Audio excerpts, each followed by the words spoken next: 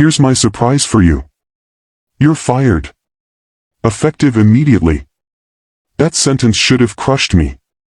But instead, as I stood frozen in my boss's son's glass office, surrounded by fake birthday decorations and a stale chocolate cake no one had touched, all I felt was stillness, a cold, clean pause. He said it with a smirk, like he'd just gifted me a Rolex. Go ahead and pack your things, Matt. We'll have IT revoke your access in 10. I nodded once. No arguments, no tears, just quiet. I turned, walked past the stunned receptionist who blinked like she wasn't sure if this was some twisted office prank, and stepped into the elevator without looking back. The metal doors closed. My reflection stared back at me. Today was my 35th birthday. It had started so differently. My wife, Emma, had made me coffee at 6:30 a.m., singing happy birthday off-key while our 2 rescue dogs danced around our feet. She kissed my forehead and said, "Just get through work. Then the real birthday begins." That morning, I thought the real birthday meant dinner reservations or maybe a surprise weekend getaway. Turns out, it was something entirely different. Now, sitting in the driver's seat of my car, my work badge still dangling from the rearview mirror, I called Emma. She picked up on the first ring. "Happy birthday, babe," she said cheerfully. "What time should I pick you up?" "I'm already out," I replied quietly. "I got fired." Silence. "When?" 10 minutes ago." A pause. "Was it Darren?" "Yes." Another pause. Then Emma chuckled, not with amusement, but with a strange sense of knowing. "Good," she said. I blinked. "Good?" She exhaled. "Matt, we've talked about this. You were never safe there. You knew it. I knew it. You were carrying that company on your back while Darren played executive cosplay." She wasn't wrong. I joined Evelyn Homes 5 years ago when it was still a small but respected architectural firm known for integrity and clean designs. I was brought in as a senior planner, but within a year I'd modernized their project flow, integrated safety and compliance across all departments, and saved the company hundreds of thousands in failed inspections. When Gregory, the original CEO and Darren's father, was in charge, I was respected, promoted, heard. Then came Gregory's stroke, and Darren, the son with a business degree and a trust fund, was groomed to take over. In less than 6 months, he'd cut the legal review team, hired a PR agency nobody needed, and turned my department into his personal scapegoat. He left me out of key meetings, claimed my reports were too technical. And now, on my birthday, he handed me my final gift, termination. By the time I got home, Emma had already changed out of her work clothes. She was standing in the kitchen with 2 glasses of champagne. "What's this?" I asked, setting down my keys. She smiled. "To endings." I blinked. "And to what happens 4 hours from now," she added, clinking her glass against mine.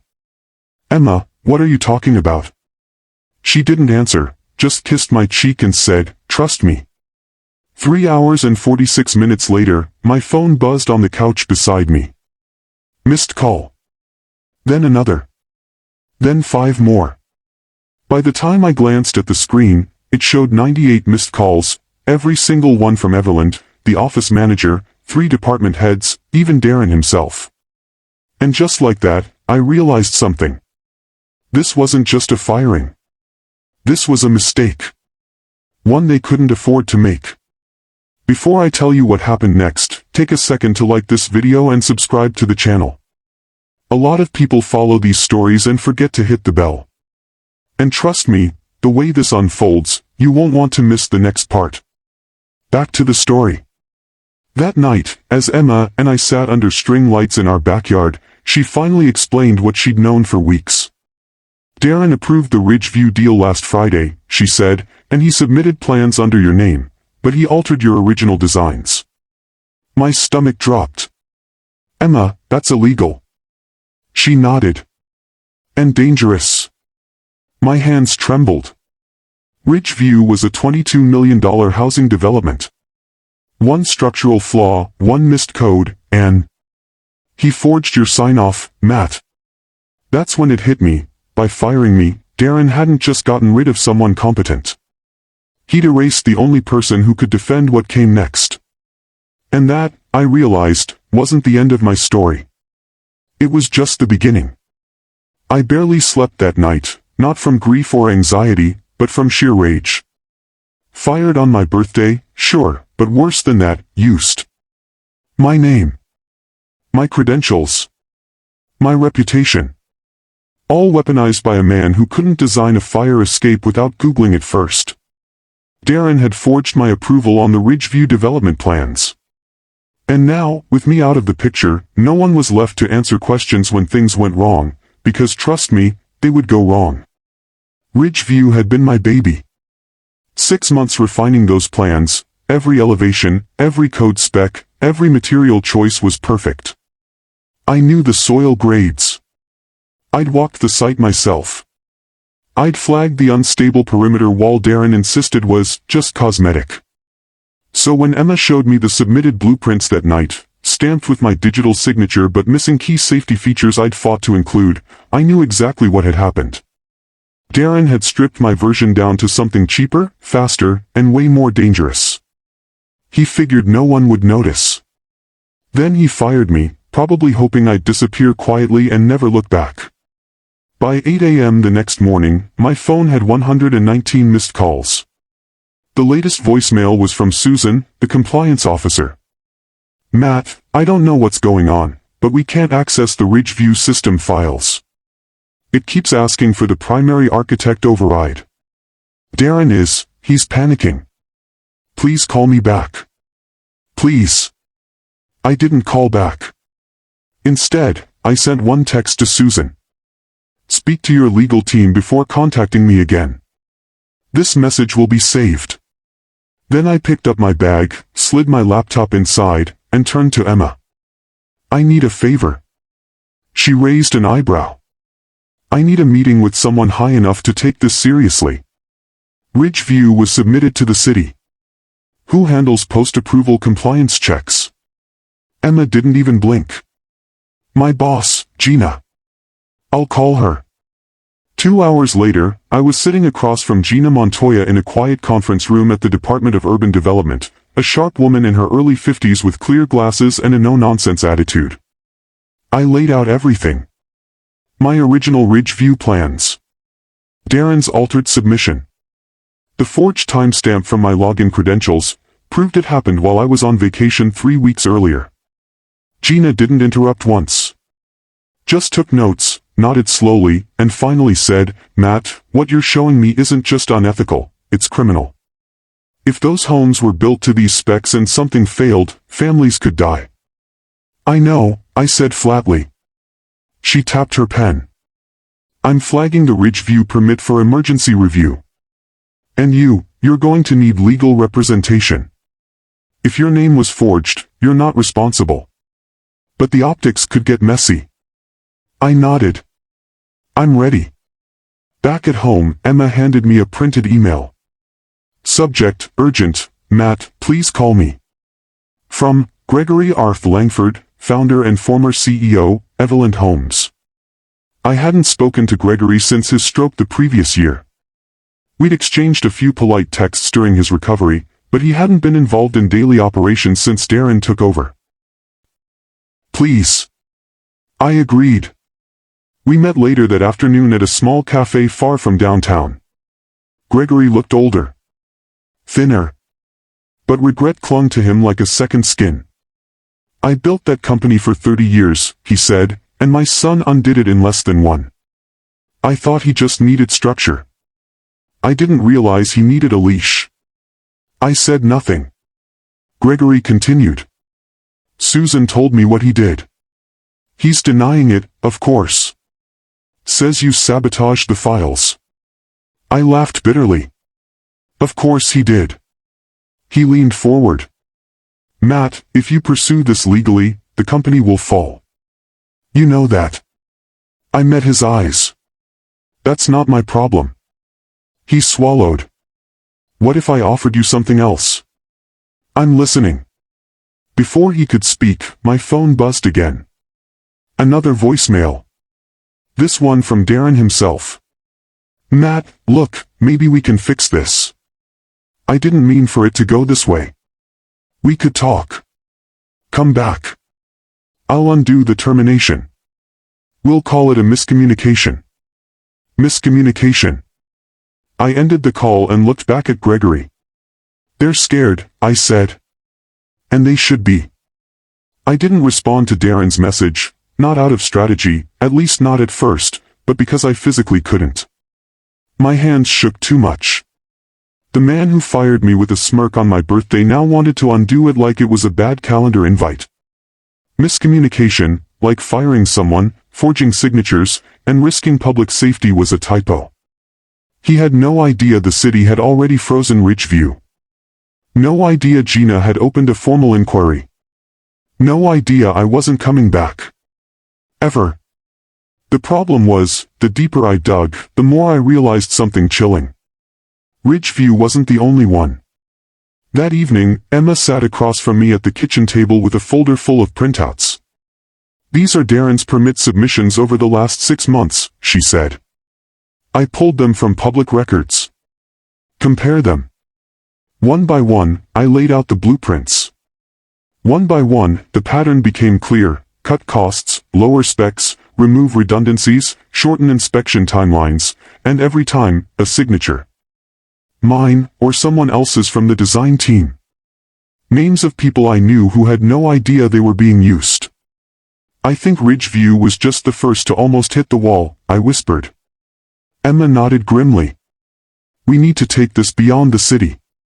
You mean the state board? I mean the licensing bureau, the ethics committee, anyone who will hold him accountable. The next day, I spoke with a construction ethics investigator. I didn't want to go public yet. I wasn't looking for fame. I wasn't out for blood. I just wanted the truth out, and the risk to stop. But truth doesn't come quietly. By Thursday morning, a local news site ran the headline. Whistleblower flags major safety violations in $22 million Ridgeview development. My name wasn't mentioned, but the quotes, the documents, were mine. Within hours, 3 more outlets picked it up. City council members issued statements of deep concern. And Gregory called again. Matt, I don't blame you. But Darren, he's spiraling. He fired 2 more people yesterday. Legal's a mess. Clients are threatening to pull contracts. He paused. They want to talk to you. They, being the board. I don't need an apology from a board that let this happen. They watched him dismantle everything. Gregory sighed. Then what do you want? I didn't answer, because honestly, I didn't know yet. That night, Emma and I finally talked about something we'd both been avoiding. What if this becomes bigger than we expected? She asked. You mean legally? I mean professionally. Personally. Retaliation. Darren's the type. I nodded slowly. Then I'll need protection.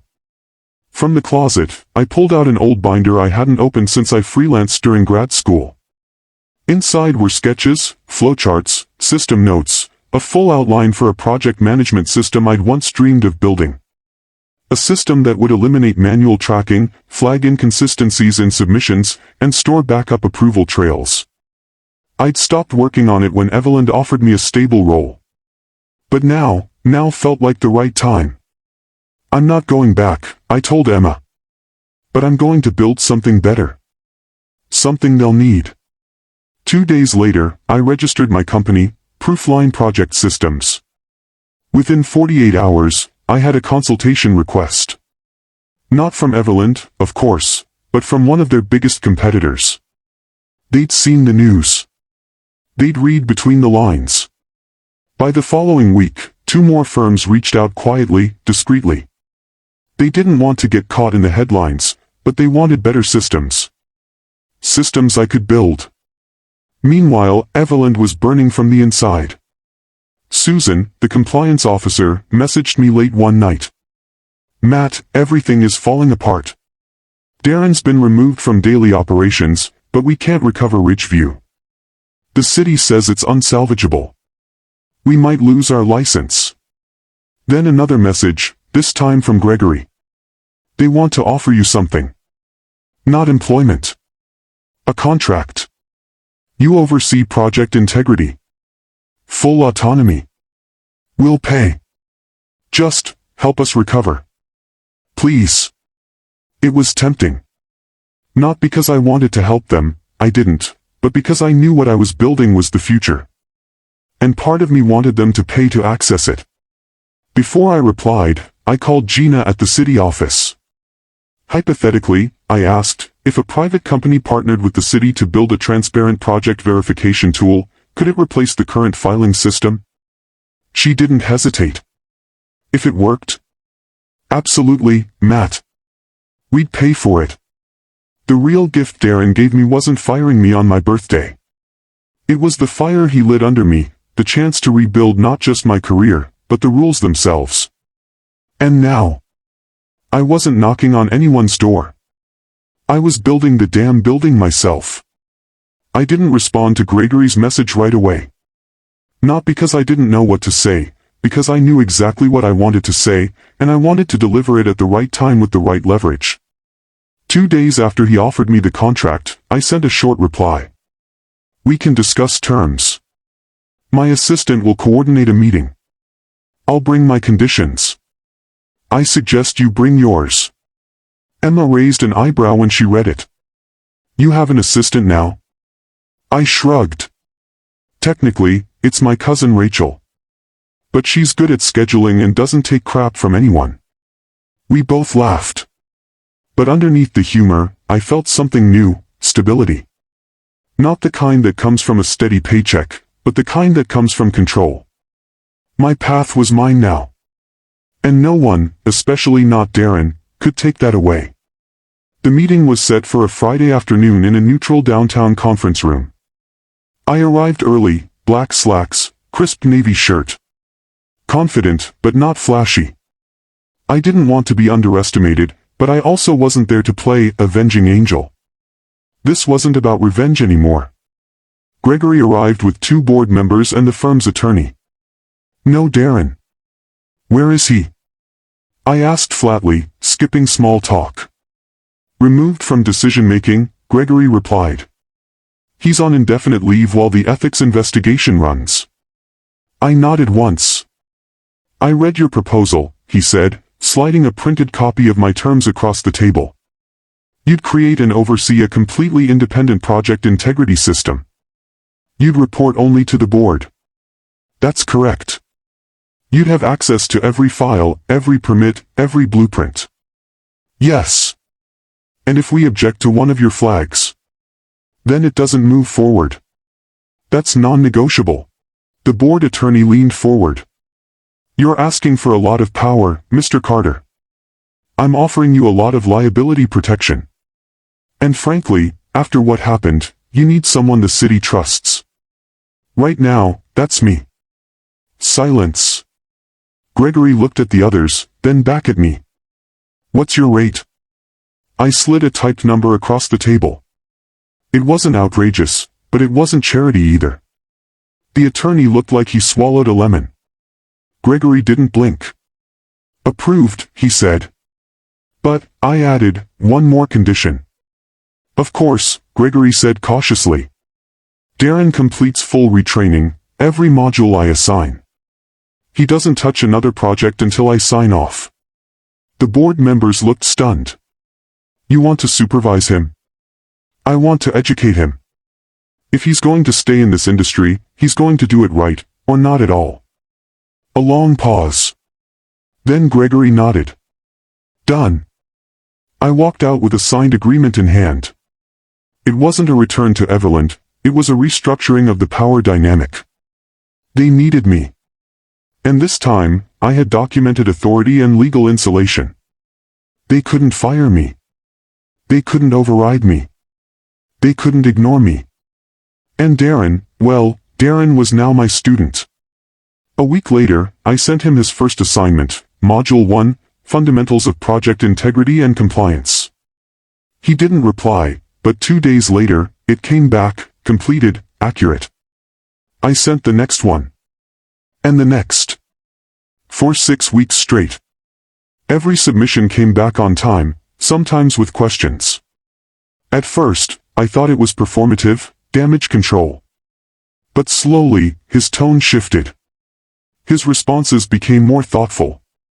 Sometimes, he caught things I hadn't flagged. Was it real growth or just optics? Hard to tell. Meanwhile, Proofline Project Systems was taking off.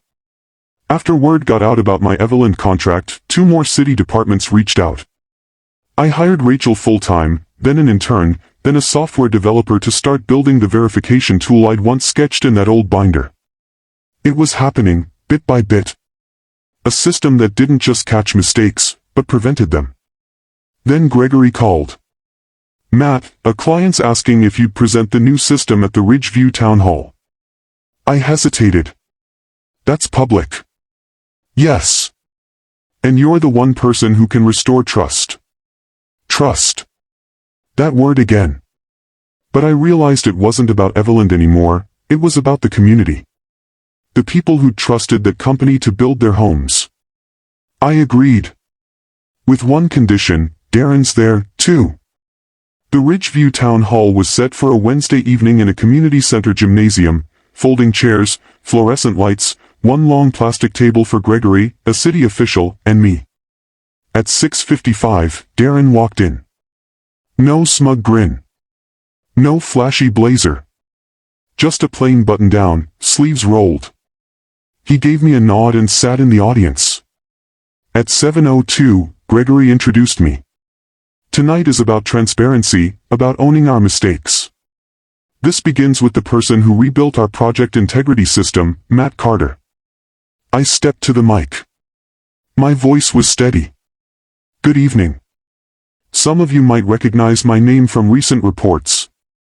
I was a lead project planner at Evelyn for 5 years. Last month, my name was used without my permission to approve plans I didn't create. That led to an investigation. Multiple compliance violations were confirmed, many involving Ridgeview." Murmurs rippled through the crowd. "Since then, I've been contracted to audit and rebuild every process tied to Ridgeview. Every revised plan, every material order, every safety check now goes through a new system, one I control." A woman asked, "Why should we trust Evelyn again?" "You shouldn't take it on faith," I said. "You should verify.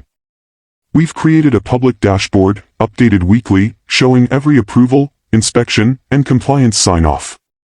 Question after question, soil stability, drainage, electrical planning, I answered each, factual and clear."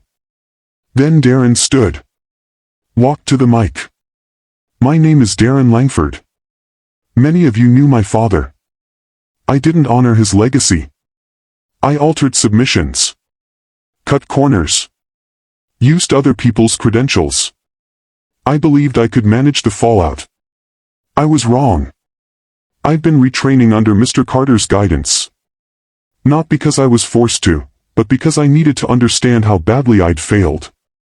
I can't erase it. But I can fix it." The room was silent. After the meeting, a resident told me, "If you're the one fixing this, I'll sleep better tonight." It meant more than any title I'd ever had. Darren approached. "I meant what I said." "Good. Because this isn't over. Integrity is every step, every day." He nodded. "I understand." 3 months later, Ridgeview was reinstated under strict oversight. Proofline had 4 municipal contracts. My system was a model in 2 counties. I wasn't chasing approval anymore. I was setting the standard. People ask if I ever forgave Darren. I don't know. Maybe forgiveness wasn't the point. Maybe it's just putting enough distance between who you were and who you've become that their power fades on its own. What I do know is this: revenge doesn't always look like burning it all down. Sometimes it looks like building something better. Sometimes it's walking back into the room, not to beg for your job, but to rewrite how the job is done. And sometimes, it's watching the guy who fired you learn the lessons he once mocked you for knowing. If you've made it to the end, thank you. The greatest revenge isn't making someone pay. it's becoming unshakable. It's turning what was meant to destroy you into the foundation for something stronger, respected, and yours. So here's to being fired on your birthday. And becoming the kind of person they have to call back, only to realize you don't need to answer.